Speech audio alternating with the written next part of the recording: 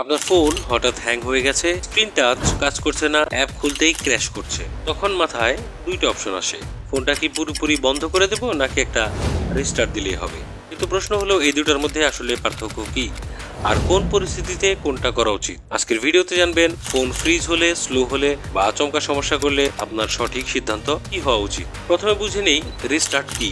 যখন আপনি phone restart দেন তখন ফোন পুরোপুরি বন্ধ হয়ে আবার চালু হয়, মানে র্যাম ক্লিয়ার হয়, ব্যাকগ্রাউন্ডে আটকে থাকা প্রসেস বন্ধ হয়, অনেক ছোটখাটো সফটওয়্যার সমস্যাও ঠিক হয়ে যায়। এক কথায় বললে রিস্টার্ট হলো ফোনের জন্য একটা কুইক রিফ্রেশ। এবার আসি সুইচ অফ প্রসঙ্গে। যখন ফোন পুরো সুইচ অফ করেন তখন ডিভাইসের সব পাওয়ার সম্পূর্ণ বন্ধ হয়ে যায়। এতে শুধু সফটওয়্যার না, অনেক সময় হার্ডওয়্যারও ঠান্ডা হওয়ার সুযোগ পায়। বিশেষ করে ফোন অতিরিক্ত গরম হলে, নেটওয়ার্ক সমস্যা হলে পুরো সুইচ অফ বেশি কার্যকর হতে পারে। কোন পরিস্থিতিতে ফোন রিস্টার্ট করবেন?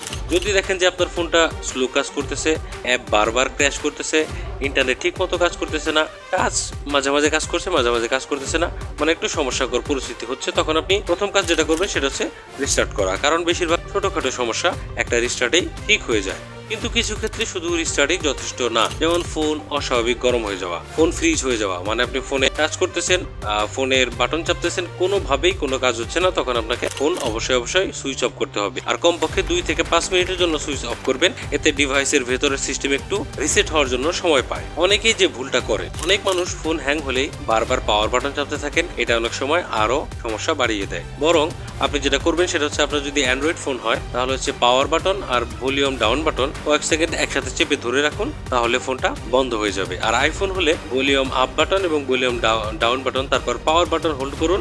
এটা ফোর্স রিস্টার্ট করে, মানে ফোনকে ফোর্স করে রিস্টার্ট করে নিরাপদে আবার চালু করতে সাহায্য করে।